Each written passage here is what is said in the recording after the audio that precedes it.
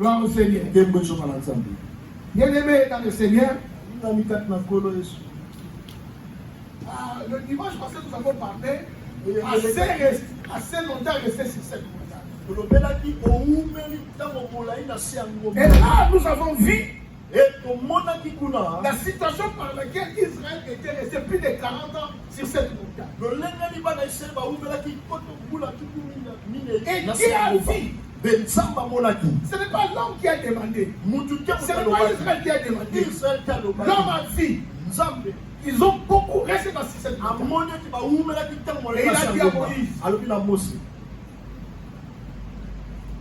sortez, partez, allez prendre possession de la terre que je vous ai donnée.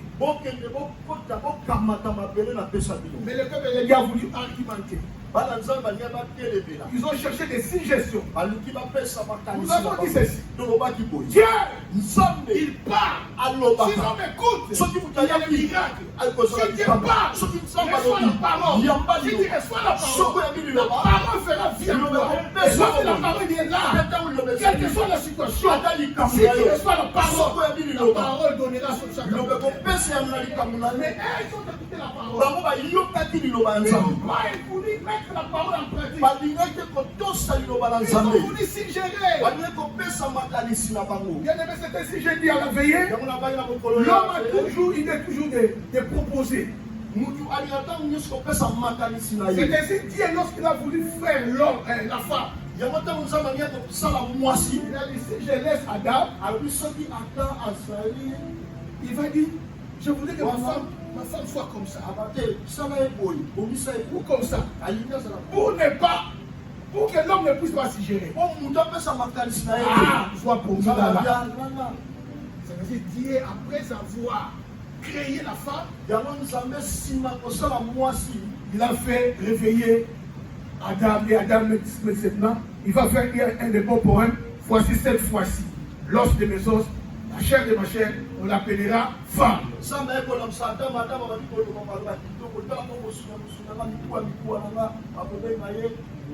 Nous avons vu comment ce peuple n'a pas voulu exécuter la parole de Dieu.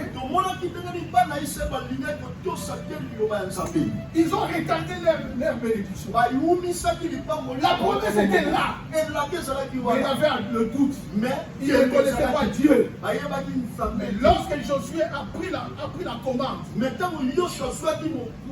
il a dit dans 3 jours, préparez-vous. Nous allons entrer en possession de ce pays.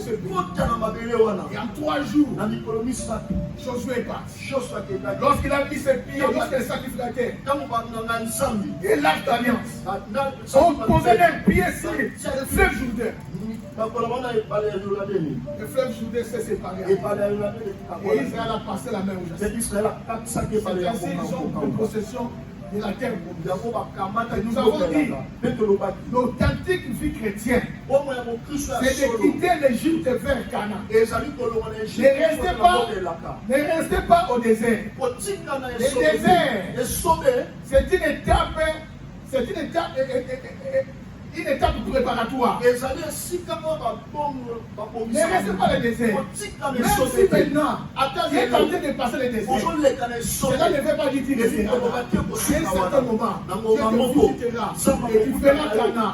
Le pays où coule le lait et le miel. Le pays où était endormi.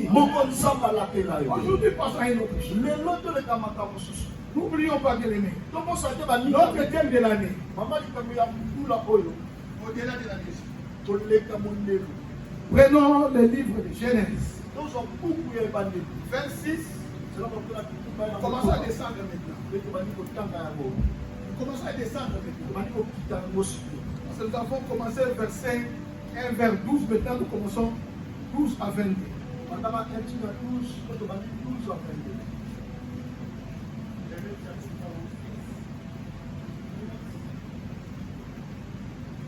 12 à 22.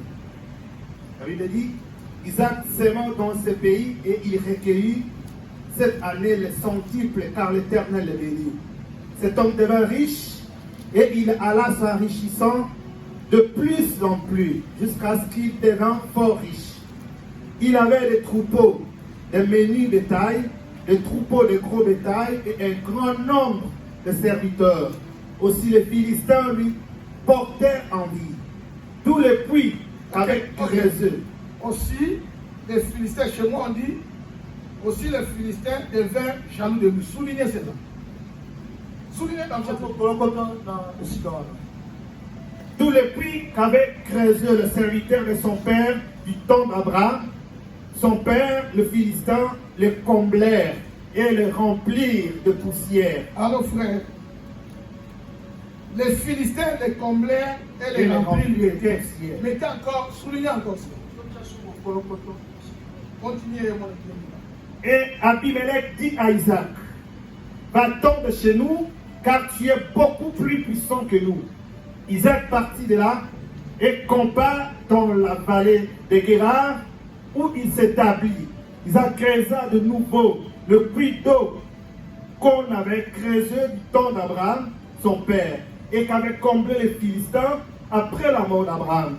Et il leur donna le même nom que son père leur avait donné. Titrez mon message, Abimelech et les Philistins. Bien-aimés dans le Seigneur, Dieu voudrait que vous héritiez les promesses. Dieu voudrait que vous possédiez les promesses. Dieu voudrait que vous expérimentez sa puissance. Dieu voudrait que vous soyez bénis. Ça, c'est la volonté de Dieu. Le Dieu que vous servez, le Dieu que nous adorons, le Dieu que nous célébrons, sa volonté et que nous soyons en bonne santé, sa volonté et que nous soyons bénis, sa volonté et que nous prospérons. Bien-aimés dans le Seigneur, c'est ainsi, vous verrez ici que Dieu a disposé tout ce qu'il a fallu pour Isaac. Isaac, comme il a obéi, Isaac a le col à Tosaki. Dieu a béni au sentier. Lorsque je dis la volonté de Dieu, vous verrez à la création, avant que Dieu puisse créer l'homme, Dieu va créer toutes les choses. Au troisième jour, il va créer les arbres qui portent la semence. Il a créé les poissons. Au sixième jour, il crée les animaux. Tout cela pour que l'homme puisse vivre bien. Oh, réveillez-vous. Alléluia. Amen. Avant que l'homme puisse venir, Dieu a préparé les jardins de Dieu. L'homme a trouvé tout était là. Les poissons étaient là. Le bœuf était là. Les légumes étaient là. Tout était là. Pourquoi Dieu l'a fait? Parce qu'il a voulu que l'homme soit bien. Et ce Dieu-là n'a pas changé. C'est Dieu qui a voulu qu'Adam et Ève vivent la prospérité. Aujourd'hui aussi, étant enfant de Dieu, Dieu veut que tu sois en bonne santé, que tu prospères, que tu puisses aller de l'avant. C'est bien aimé. Lorsque nous lisons, qu'est-ce que nous voyons? Nous voyons que Isaac a été béni. Isaac a été béni. Pourquoi il a été béni? Parce que Dieu ne fait rien en dehors de sa parole. Dieu fait toujours par rapport à sa parole. Et ici, il tiendra les serments. Voilà. Serment, c'est une garantie. Quelque chose qui est irrévocable. Qu'il va être violé. J'ai fait serment. Je te bénirai. L'obéissance vaut mieux que le sacrifice. Dieu lui a dit, ne descends pas d'Égypte. Reste ici. Je vais te bénir. Enseigner ici. Mais Isaac était étranger. Isaac est resté à Guérard. Isaac a tika la Guérard. Après avoir resté au Guérard, Si ma tika la Guérard, qu'est-ce que nous voyons? Il y a trois choses qui se font. Tout d'abord, c'est la première partie que nous avons déjà parlé. Isaac s'aimant, Isaac a lonaki. il récolta cette année au centuple car l'Éternel est béni. Mais alukaki na mbula wana mokama na mokama pote nzamba pambolaki ye. Deuxièmement, Et donc à mi parler, Isaac devint riche et s'en alla, s'enrichissant de plus en plus au point d'être vraiment riche. Isaac a komaki na bozu, azo mata na bozu, ka komaki kokoma bozu na tina na lolenge ka komaki koleka bozu. Si on peut changer ça, qu'est-ce qu'on peut dire? Ni tokolo ba wana na langage mosusu. Écoutez-moi. Isaac Isaac devint riche a komaki mosu et il alla s'enrichissant de plus en plus au point a komaki kokomata d'aller bozu. au-delà, Si a komi koleka au-delà de la musique. koleka ndenge ezala. Donc, Isaac devint riche. Isaac a komi na bozu. C'est normal. Eza nango normal. S'il faut voir des riches, c'est normal. Soki bamutu asala Mais bozu. il alla s'enrichissant. Mais babi wana kaka te abandi komata Donc, il kozwaka. devient plus riche que les autres riches. Aleki siko bazwi mosusu susu. C'est au-delà de la mesure. Eleki ndelo ya bato. Aller plus en s'enrichissant de plus en plus, en devenant de plus en plus riche. Akomi mosu abandi komata komi koleka susu bazwi susu. Au point d'être vraiment riche. Kino akomi penza Donc il dépassait tous les riches de ce pays. alekaki bazwi nyonso ekolo wana. Ça c'est la volonté de Dieu. Wana eza kokanga nzambe baninga. Ils deviennent riches au Okoma kozwi na kombo na Yesu. Et tu passes même ta famille. Oleka na liboso Si dans ta famille il y a ya quelqu'un qui n'a jamais été riche, aujourd'hui, reçois les bénédictions de l'Éternel. Honoré! Ça c'est la volonté de Dieu. eza mokanga nzambe. Ici il n'y a pas encore de problème. Awa nanu likambo eyete bandeko. La Bible est claire, verset 3. Makomi elobi na verset 3 On décrit babandi koloba sikoyo. ce que faisait la richesse d'Isaac. Bozu ya Isaac na kosala. Il avait beaucoup de cheptels en gros et menu bétail. Azalaki na banyama ebele ya minene ya lolenge na lolenge. Donc, lorsqu'on parle de menu bétail, Na baloba bameli bétail. ce sont les porcs, les chèvres, Bakomona bango bataba bameme. vous voilà. Et lorsqu'on parle de gros Na bétail, baloba bagros bétail. ce sont des vaches, Bamona ce sont des bangombe. bœufs, des taureaux, des chevaux, des chameaux. Ça, c'est là qu'on appelle les cheptels de gros bétail. Et il avait beaucoup de serviteurs Azalaki na basali ebele. et il avait beaucoup de bouts. Mpe azalaki na bamabulu ya mai ebele. Ça, c'est la troisième dimension. Wana sikoyo epimeli ya misato. Donc, bien aimé dans le Seigneur, Bandeko bana nzambe. je voudrais te dire ceci, Aina biso au-delà de la musique. koleka ndelo. Bien aimé, quand est-ce que les problèmes commencent à venir dans la vie d'Isaac? Ntango nini makambo soki koya na vie ya Isaac? Lorsqu'il était béni au-delà de la mesure. Ntango sikoyo abandi apambwami koleka bato nyonso. Bien aimé, Ndeko ne crois pas lorsque tu seras béni kokanisa te que tout le monde sera content de toi. bato nyonso bakosepela na yo. La bénédiction Lipamboli n'attire pas seulement la bénédiction, mais la bénédiction attire aussi les ennemis. lipamboli ememaka na te sengo me yeba lipamboli emema mpe banguna. Il y a des gens, Eza na bato je ne sais comment les qualifier, nayebi te nabenga bango banani des méchants baza mamite Des mauvais, des sorciers. bandoki qui ne veulent pas voir quelqu'un po bali komona être motu béni ou afungwama quelqu'un être prospéré. afuluka.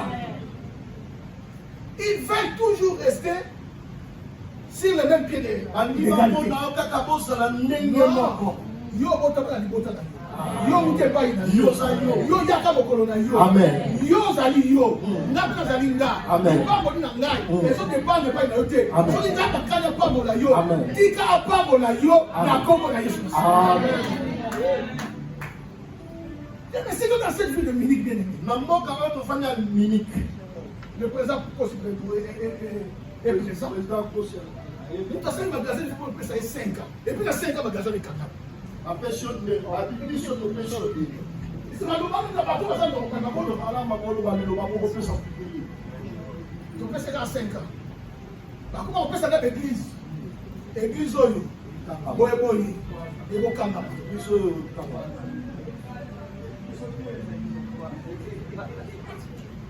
Tant qu'on a laissé changer, ma personne soit une année. Mais l'autre personne est 12 ans. 12 ans, bien aimé. La bénédiction. Tout le monde ne prendra pas cela. Tout le monde ne sera pas content pour ta bénédiction. Oh, toi tu es une étoile. Là, il faut faire lorsque j'ai pris que tu es une étoile. Laisse-moi ça au nom de Jésus. Que tu es une étoile. Une étoile. Il brille. Pour apporter la lumière. Pour apporter la solution. Pour éclairer là où c'est que la lumière vient. C'est l'étoile. Et l'étoile n'est pas contrôlée par les hommes. Les hommes ne peuvent jamais contrôler ton étoile. Personne ne peut contrôler ton étoile. Ta bénédiction, personne ne peut le contrôler. Cela ne vient pas des hommes. Mais cela vient de Isaac. C'est Dieu qui l'a béni. C'est la bénédiction de l'Éternel qui a enrichi. Il ne le fait suivre à nos quêtes. Bien aimé, Dieu, il est toi. Alors, bien aimé, il est toi. L'étoile des étoiles. L'étoile brillante du matin. C'est Jésus-Christ. Alors, les mages ont dit. Parce que lorsqu'il y a quelque chose, lorsque Dieu fait quelque chose, bien aimé, le ciel est d'accord. Même la terre est d'accord. Alors, les mages qui étaient des hommes sages, ils savaient discerner les étoiles. Ils ont vu qu'il y a quelque chose au ciel. Il se passe quelque chose. Il y a des étoiles. Il y a des étoiles. Il y a des étoiles. Mais cette étoile est différente. Il brille. Différent des hommes. Cette étoile, c'est l'étoile brille du matin. Suivant cette étoile, ils ont commencé à parler. Et ils sont venus chez, vous savez, Hérode aussi était une étoile. Parce qu'il ne peut pas jamais devenir roi d'Israël tant que tu n'es pas une étoile. Commence à suivre l'étoile. Mais par confusion, ils ont perdu les chemins. Ils sont partis chez une autre étoile. Qui est Hérode? Alors ils vont dire, nous avons vu son étoile en Orient. Non, j'ai mal commencé. Où est le roi des Juifs qui vient de naître? Parce que nous avons vu son étoile en Orient et nous sommes venus pour l'adorer. Donc il y avait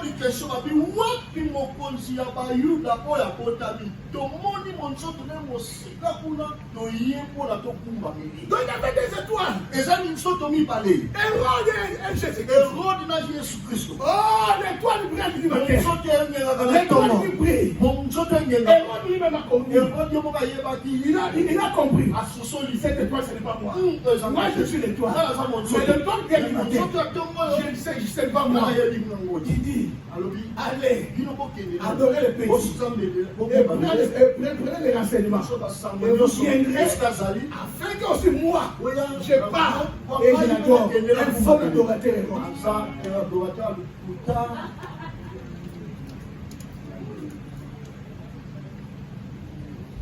Depuis la ya, on a vu la vie. Hérode Bazani. Nakutana Hérode, balobaka makambo mosusu, basalaka mosusu, batambulaka mosusu. Sikoyo, ebimani biso tokoma ndenge wana. Biso tokoma koloba makambo mosusu, tosala mosusu ngai ezaka ndenge na ngai te. Ngaso likambo eza mabe na lobi ya bubia, okokoma no ngai te. Longola hypocrisie, loba makambo esili. Obabe mutu, okende okolandingaka yo, asali semblant. Mais lorsqu'il va tourner le dos,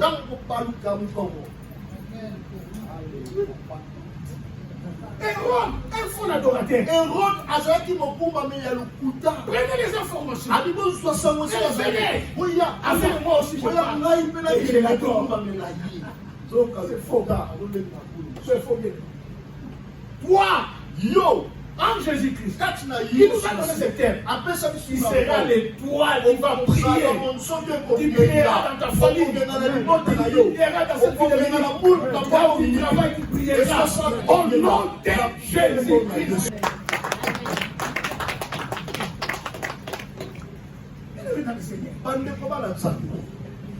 Vous savez, lorsque quelqu'un commence à être béni, la jalousie commence à naître. Si tu es un enfant de Dieu, si tu viens dans cette église, si tu as cette mentalité, si tu as cet esprit, pardon, viens, je vais les chasser au nom de Jésus. Ce n'est pas normal. Moi, loin de moi, attends que notre éducation n'est pas une attaque.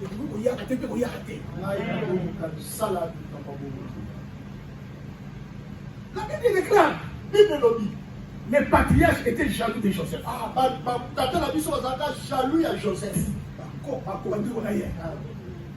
Vous voyez la jalousie même dans la famille.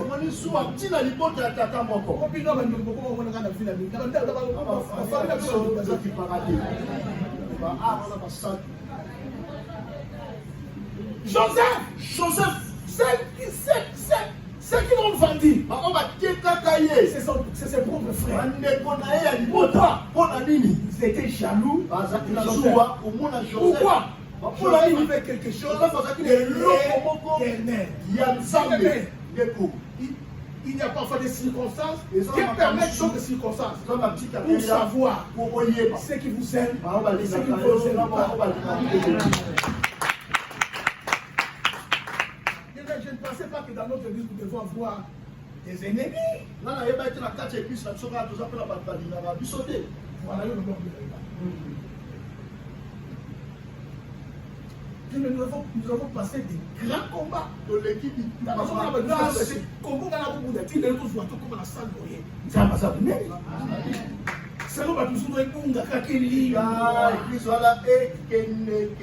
C'était des grands combats. Nous avons passé des moments difficiles.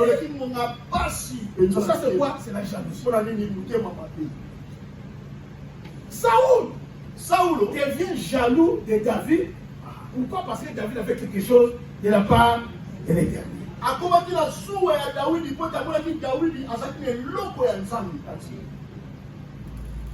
Pourquoi il est jaloux?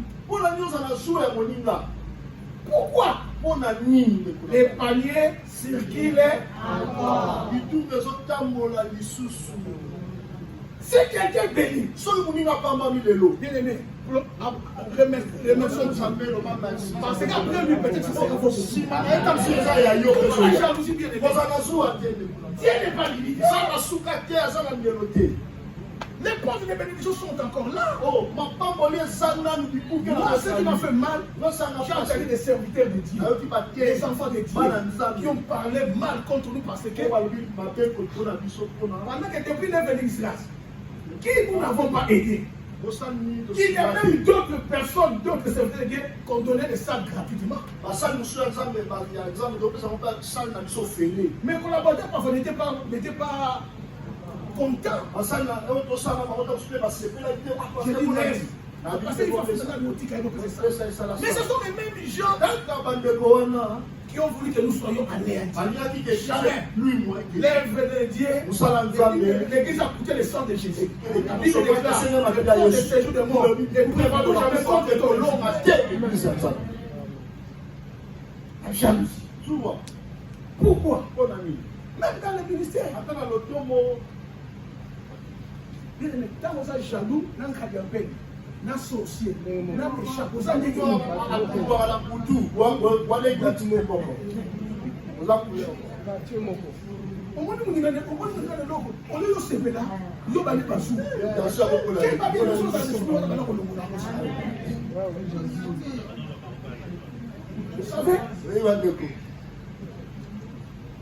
je n'ai pas l'habitude de regarder le film. Israël m'a dit, papa. Israël m'a dit, papa, dans une semaine, tu as été déjà plus de 500 ans. Clinton bataille 500 vues dans ma bataille. Après une semaine, papa, maintenant il atteint plus de 700. Non, papa, on a 700. 750. 750. Donc Clinton n'a pas attribué surtout. Sinon, il fait la grâce à jaloux pour moi. Il a fait ça qu'est-ce qu'il va passer pour mettre ton bouton. On va passer un bien, mais bouton. Mais ça va y aller. Donc, nous sommes des records. Clinton a dit que son maman a gagné 700 sous. Maintenant, on passe dans sa sortie dans 200 300.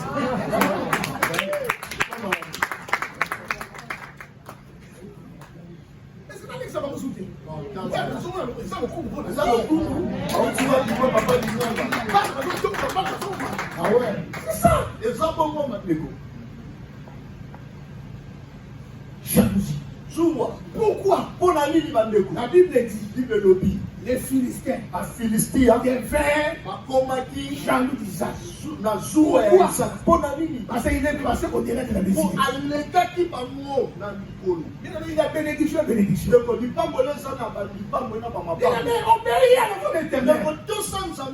La semence et la moisson. Il veut devenir riche, mais il a eu du couillard. Maintenant, on a dit Isaac, il a obéi. C'est ainsi, Dieu l'a béni. Combien de fois on a gagné? Et ça dit, ce qu'on a dit, l'église n'est pas là. Ce que l'église n'est pas là, ça va se souvenir d'abord, on va se faire une chose. Vous savez, la promesse est là. Dieu voulait seulement que tu puisses mettre en exécution. Que tu puisses obéir les dieux. Cela va déclencher ce miracle. On demande la bénédiction. Il y a au moins une bénédiction, la bénédiction. On a dit le dossier. On reçoit les gens à ma casse, les gens à la famille. Mais les gens à ça, tout ça. On a dit Isaac. On va tous aller la semence et la moisson. C'est quoi? L'honneur, les dîmes et les offrandes. Alléluia. Amen. Gloire au Seigneur.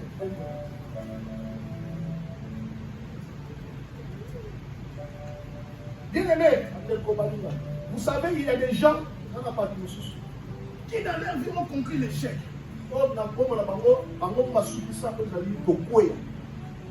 Et il faudrait que toi aussi tu puisses échouer.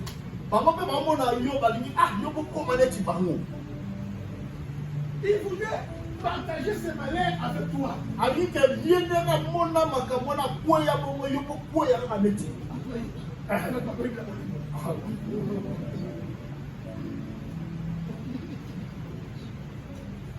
Il y a des gens comme ça. Ils ne voudraient pas permettre que les autres puissent aller en avant. Il y a des ceux qui sont contre ton élévation. Ils ne voudraient pas que tu sois béni. Il y a d'autres qui ne veulent pas voir d'autres récits. Bien-aimé dans le Seigneur. Comme nous disons, tu es une étoile. Alors, bien aimé dans le Seigneur, qu'est-ce qui se passe?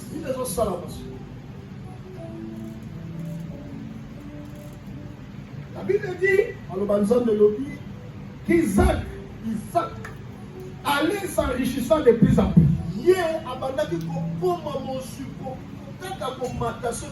Voyons.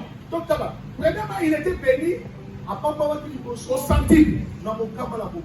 Deuxième dimension, il devient riche. Troisième dimension, de plus en plus riche. Bien aimé dans le Seigneur. Dieu est Dieu. Dieu, c'est celui qui bénit.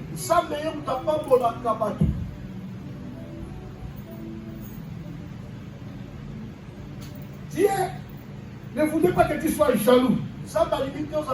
La jalousie n'est pas de Dieu.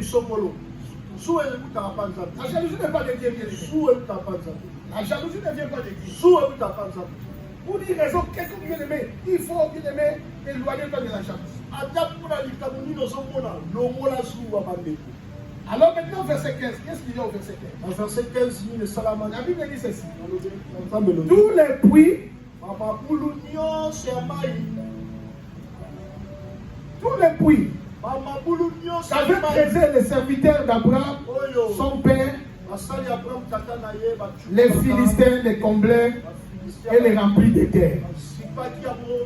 Voilà les résultats de la jalousie du cœur. Un cœur méchant et de la sorcellerie. Détruire. Détruire. C'est ainsi que nous dit Jean 10 et 10. La Bible dit que le voleur ne vient que pour dérober, égorger et détruire. Vous voyez, c'était d'abord la jalousie. La jalousie a enfanté quoi? Le cœur mauvais. Jusqu'à ce qu'il puisse prendre du sable, aller combler et remplir le puits d'eau. Cela veut dire, pour détruire Isaac, il faut que nous comblons des sables de puits d'eau. Vous savez que l'eau c'est la vie. Alors pour les bétails, il leur faut de l'eau pour qu'ils soient en bonne vie. Pour détruire toutes les cheptels. Ils ont pris les sables. Ils ont comblé ça. Ils ont comblé ça. Afin qu'il n'y ait rien. Ça, c'est l'esprit de la destruction. Ça, c'est le volet, le diable qui vient pour détruire. Bien aimé dans le Seigneur, il ne faut pas avoir cet esprit de destruction. L'esprit de destruction n'est pas de Dieu. Et combien de gens voudraient avec quel parfait? Vous mettez le sable. Le sable est dans votre fruit. Tu prépares la nourriture. On met le sable. Tu veux faire quelque chose. On met le sable. Dans quel motif? Dans quelle raison? Pour détruire. Pour te détruire. Lorsque nous avons perdu même la salle de l'exercice, il y a des gens qui ont mis des sables.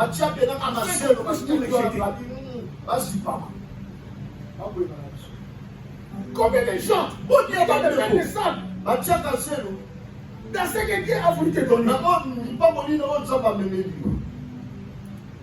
Dans les mariages, les gens viennent mettre les sables. Et le ménage est foutu. Pourquoi? Parce que quelqu'un a mis les sables.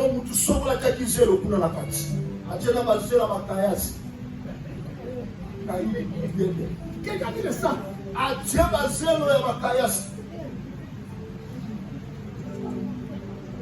Les sables pour détruire. On a mis les sables pour que Isaac ne puisse pas prospérer. Isaac a matali sous-souté. Ce n'est pas le puits. La promesse. Le porteur de promesse. Je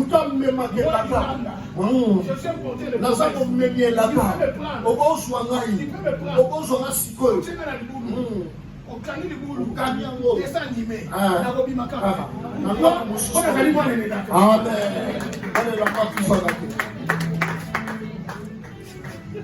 On prend Joseph, parce que Joseph, on le met ici, la liboulou, pour le faire mourir. On le prend. On le va chez les Amaristes. Il devient d'abord un domicile. On prend sa tunique. La femme de Potiphar prend sa tunique. La promesse n'était pas celle-là. La promesse était à Joseph. Et dans le Dieu, il y a la promesse de Dieu. Quelque chose, nous sommes au sale. Nous sommes au sale. La promesse n'a rien à dire. Dieu te connaît. Amen. Sans Dieu, cet homme ne serait pas vivant. C'est un enfant de promesse. C'est un enfant de promesse. Comme cela, vous cherchez le jour soir.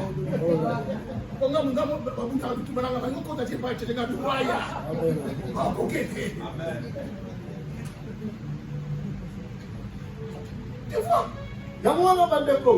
Le diable n'est pas omnipotent, n'est pas omniprésent, n'est pas omniscient. Il croit, si je fais ceci, et c'est fini. Même Dieu est mort.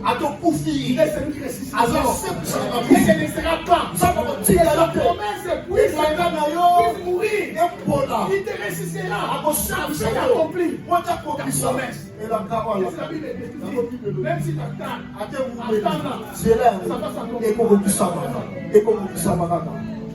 vous savez, Dieu parfois crée d'autres situations pour que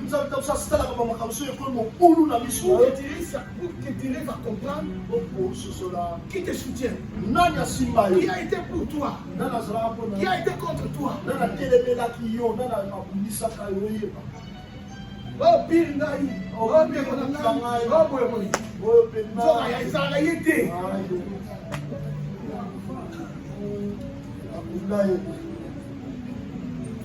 vous savez, un jour j'arrive quelque part. Je parque ma voiture. Lorsque je parque ma voiture, automatiquement, le portable a sauté. Le portable a sauté de ma main. Le portable est tombé. Automatiquement, il a fait une faille. J'ai regretté ça. Ça faisait presque un mois que j'avais acheté ce téléphone. Je prends ce téléphone. J'ai regretté. Je reprends le téléphone. Au moment où j'ai voulu fermer la portière de la voiture. Deuxième fois. Le portable saute de ma main.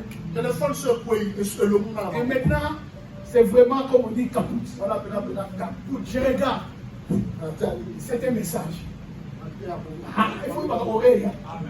J'ai compris que c'était un message. Je partais quelque part. J'ai vu. Je me suis dit, tous ceux qui sont là, ils sont des gens qui sont proches de moi.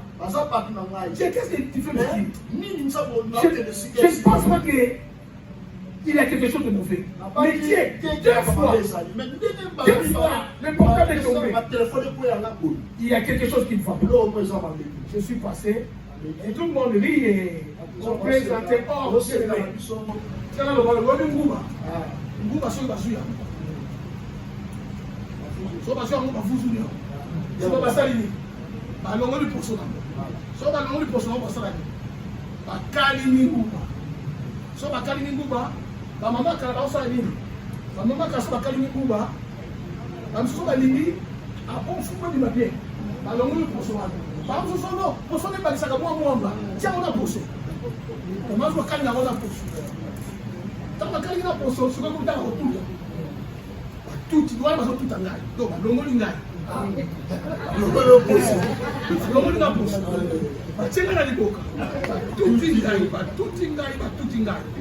Après avoir tout ça, d'attendre que la machine s'en a quitté.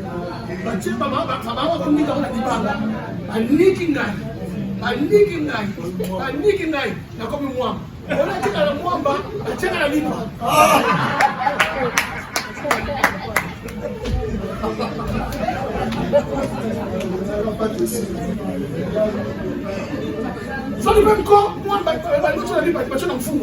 mon père a très bien.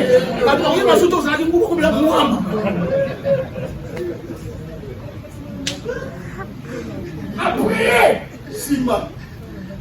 voilà ce qui s'est passé. J'ai compris directement. Oh Dieu, merci. C'est ce que tu m'as révélé. C'est dangereux. Ok, papa, tout ça, c'est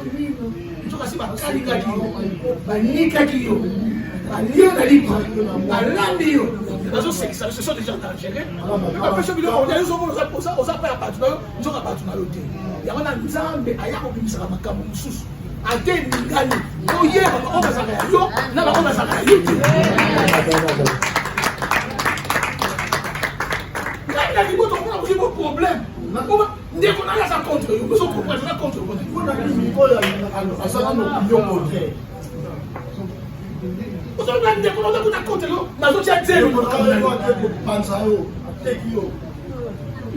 C'est ça. Il y a d'autres problèmes. C'est Dieu qui fait. Pour que tu arrives à comprendre. Celui-ci depuis lors, il n'a jamais été avec toi.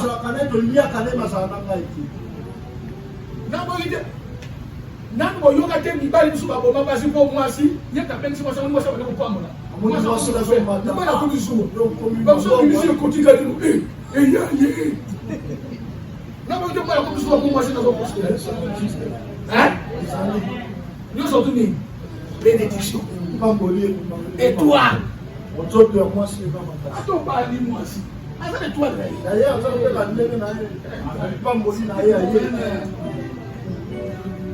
moi j'ai ma femme.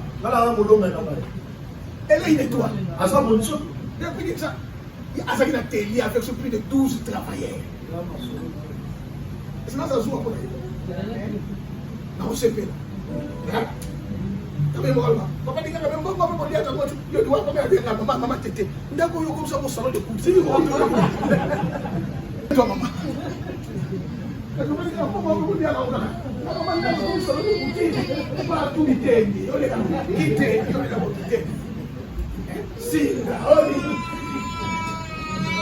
Faut encourager. Il faut qu'on pense à moi sur ma tâche. Même dans l'église, après les 4 églises, vous pouvez me commencer l'église. Pourquoi pas l'église?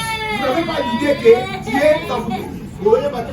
Lorsque vous commencez à voir, et parmi vous êtes en train de monter, écoutez le langage. L'église, c'est la temps à eux. C'est la temps à eux. Ils sont peut-être là, comme la jambe sur la moindre, comme la robe à sac. Et ça là, ils t'en ont.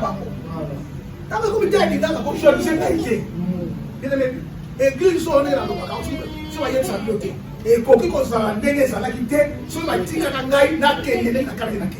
Bah, si bien la mako. Kita. A tout quitter sur le zoo. Et puis, quitter le matin, le sous. Ni dans la tienne, c'est.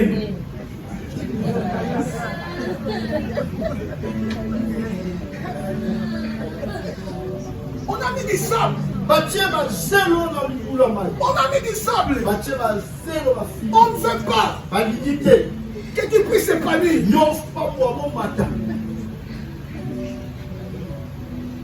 Mais quelles que soient les circonstances, quel que soit le blocage, ce qui est né de Dieu triomphe de mort. Rien au nom de Jésus. Quel que soit les barrières, quel que soit Saoul, quel que soit Goliath, rien n'empêchera que David monte au trône. Rien n'empêchera que ce qui a prévu pour moi, que cela s'accomplisse. Au nom de Jésus. Quel que soit complot, Dieu est au contrôle. Dieu est au contrôle.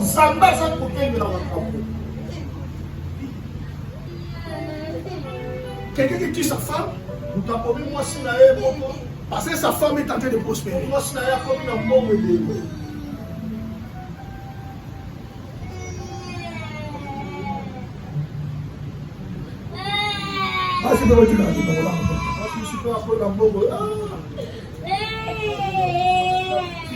Vous savez dans la ligne? Non. Dans une ballon, ambassade de l'État monté. Ok, dans l'ambassade, l'État va mettre la même chose. Mais qui noie?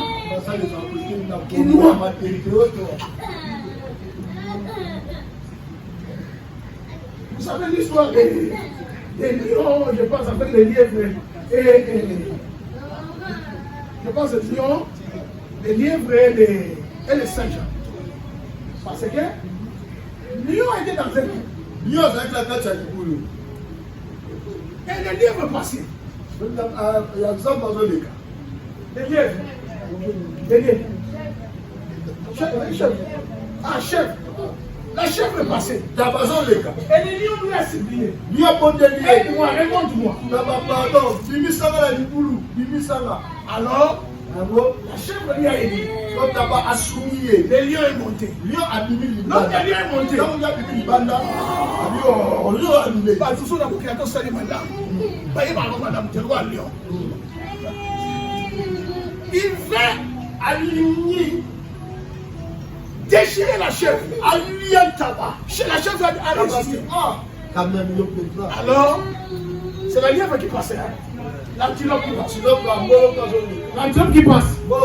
Qu'est-ce qu'il y a ici? La chèvre a expliqué. Les lions étaient dans un trou. Et moi j'ai passé. Il m'a demandé de secours. J'ai vu remonter. Alors comme il est remonté, maintenant il ne fait plus de moi. Il fait maintenant me bouffer. L'antilope dit, je n'arrive pas bien pour comprendre. Je veux arrêter de raconter.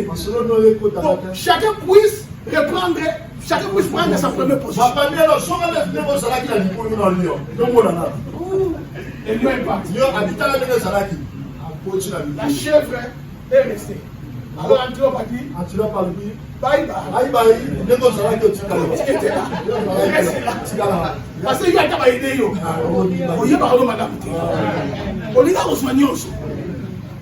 Tout le monde se bien aimé. Il n'y a pas match. Il n'y a pas match.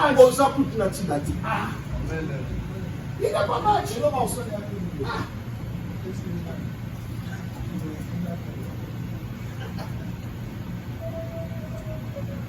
Abimelech dit à Isaac. Abimelech a dit à Isaac. Faut attendre chez nous. Quand tu es plus puissant que nous. Au-delà de la désir. Mais jusque là, s'il faut voir Abimelech, il faut voir Abimelech. Est-ce que quelqu'un peut me dire quelque chose pour Abimelech? À travers ce chapitre 26. Qui va me parler d'Abimelech? Oh, Abimelech. Qu'est-ce qu'il a fait de bien?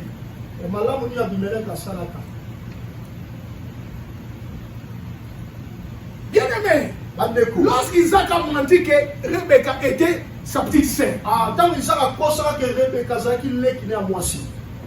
Abimelech a vu Rebecca et Isaac sont en train de jouer.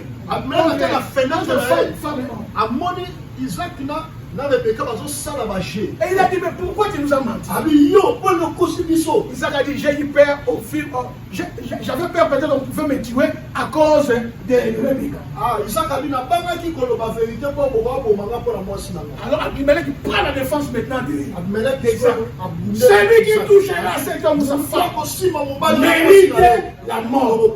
Cela veut dire, Abimelech est des côtés d'Isaac. Il protège Isaac. Mais lorsqu'il a vu qu'Isaac est béni au-delà, ça va. Ça va. Il a pris riche au-delà de la réussite. C'est pas ça même Abimelech. Il n'y a aucun riche comme Isaac. Mon thème a changé. Mon thème est malade comme Isaac. Pour la bonne vie, mon thème est comme avec. Bien aimé, sans mon thème, on a besoin de changer encore. Abimelech change. Abimelech a bon ami. Abimelech change. Abimelech a commis une dernière mousse. Il vient. Va-t'en. Va-t'en de chez nous. Parce que tu es plus puissant que nous. Au nom de Jésus-Christ. Bien aimé. Bateau va dire comment on est prospérer. Ça va permettre à qui? À son Abimelech à mon âme. Nous doit y aller qui? À ça qui n'a rien. Ma pas mon ami, avec qui est riche, nous avons 7 chandeliers. Il vient de bailler la bino. On va dire qu'on a bino. Mais qu'on est plus haut. Bakamwa, ataba lobaki, ataba ça qui va force qui a muté. Ça va au pombola, ça va au tombola. L'église, na bino, boyambango. On a des. Jésus Christ. Abimelech est bon ami. Il a des gens. Ah bien. Comment ça? À cause de quoi? Bon ami. De la bénédiction. Au-delà de la mesure.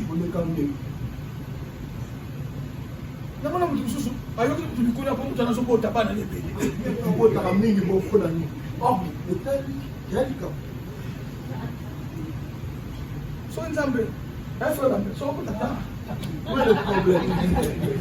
Oh là là.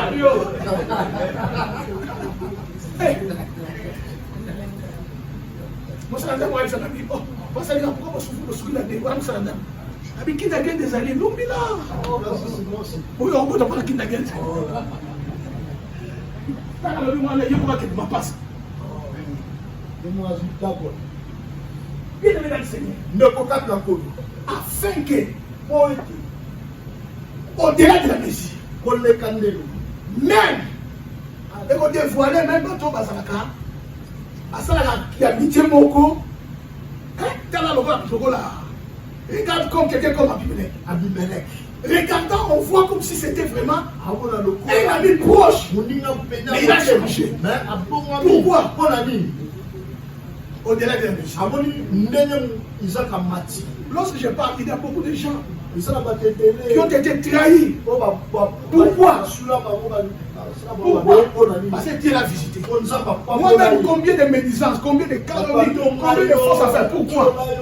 Il ne me voit pas. Il regarde l'église. Alléluia. Alors, si on va commander mon église, qu'on répond à rater. On va mettre ça pour toi. Mais nous, on a dit que on peut se falaire. Tikaye. Tikaye va lui garder silence et l'éternel de faire la voix. On va t'apprendre.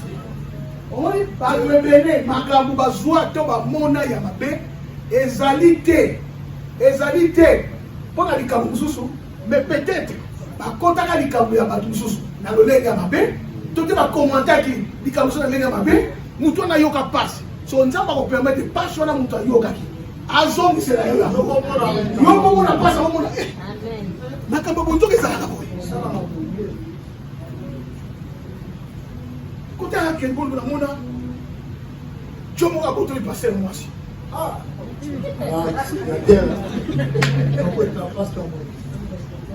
Porque na frente, John acabou de se pensar. A mimi mãe, só tá para pagar de basura tá pago. Mère maintenant ça va tendre ça boy. Agora onde vai passar? A mimi mère pensa boy kiti.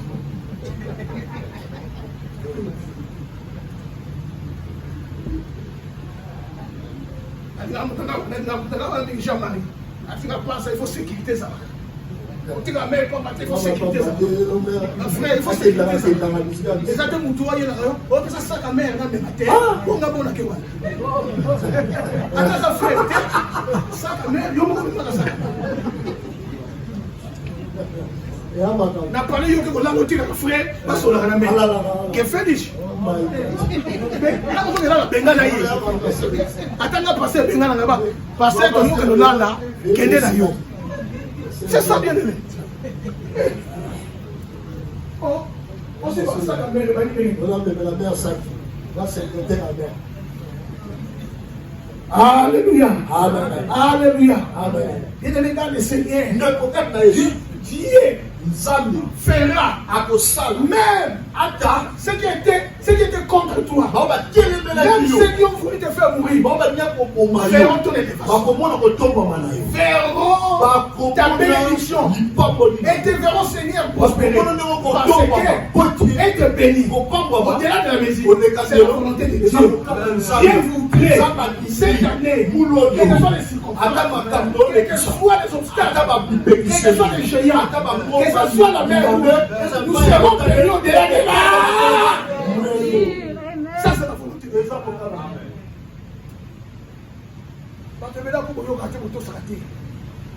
Le ministre Bazala va grand dans le monde de la qualité. Il faut caca, obéir. Tout ça caca. Tout ça caca. Tout ça caca, bien aimé. Ça, quand on a gâté, on libère 10 fois et demi, mais on va dire. Il parle de lui. Aujourd'hui, on a la perte. Mais tellement que vous avez ça par rapport à Dieu. Hein? Mais, on dit, mais ça, on a 10%. Aussi 2500, aussi 250, on peut signer. Comment est-ce qu'on représente ça?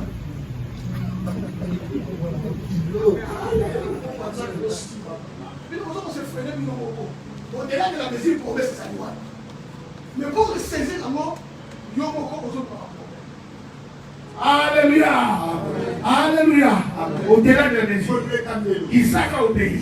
Comme il a obéi, il a sémé. Il a sémé. Il a récolté au sang. Dieu qui est fidèle l'a fait devenir riche. Et il a fait riche. Ça, c'est la volonté de Dieu. Tous. Ils sont riches. Et puis, il va nous soucier. La femme est riche. C'est pourquoi la femme est riche. Et nous, parce qu'on dit que nous sommes à vivre dans so okay, hiyo sali uzima biseso woni ke fies ke biseso o tira bon ça l'homme est appelé l'homme est appelé à quoi? À évoluer. Ah, non, mais toi là mais tu as 1700 on fait déjà fait côté à la tête faut bouger soit sur la massage. Comment on a à chaque fois? Tu n'as pas la nous. Nous t'avons dit.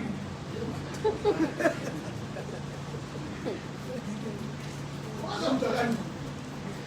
Et puis, on a son il faut. On n'a pas besoin de la naïe. Mais, il a son comprendre.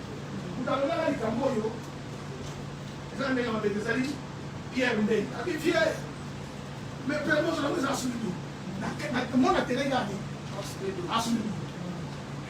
Le monde a ça, il faut. Oh, la nation, maintenant, là, ils sont partis au Koso, à la barrière, la minute où on a Amazon. Kuna, na Olchi, ils sont au Koso. Ça va faire. Comment on a dit ça dans la télé? La télé, donc. Et on va voir une autre chose de la Congo. De la Congo, les actions de la société, on n'a pas d'autres, on n'a pas Jean-Claude Vada. Jean-Claude Vada. Jean-Claude Vada. Bah, tout vous jouez ça, là. Non, là, il est joué ça, il va dire. On va mettre à Jean-Claude Vada. On va bâtir ma casse. À tous les ans, Jean-Claude Vada. Jean-Claude Vada. Esse já pode fazer uma coisa mais boa. Não baixi. Não baixi isso que é muito bom.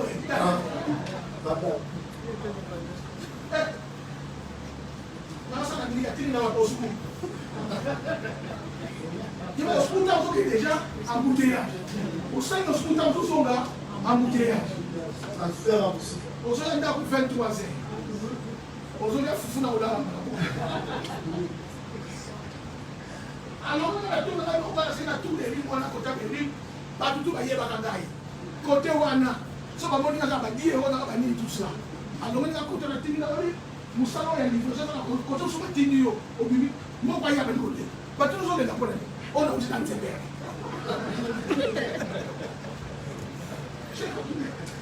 En Tibet, nous avons la Tuni à paquet. Asante. Et puis, par contre, nous sommes à couler.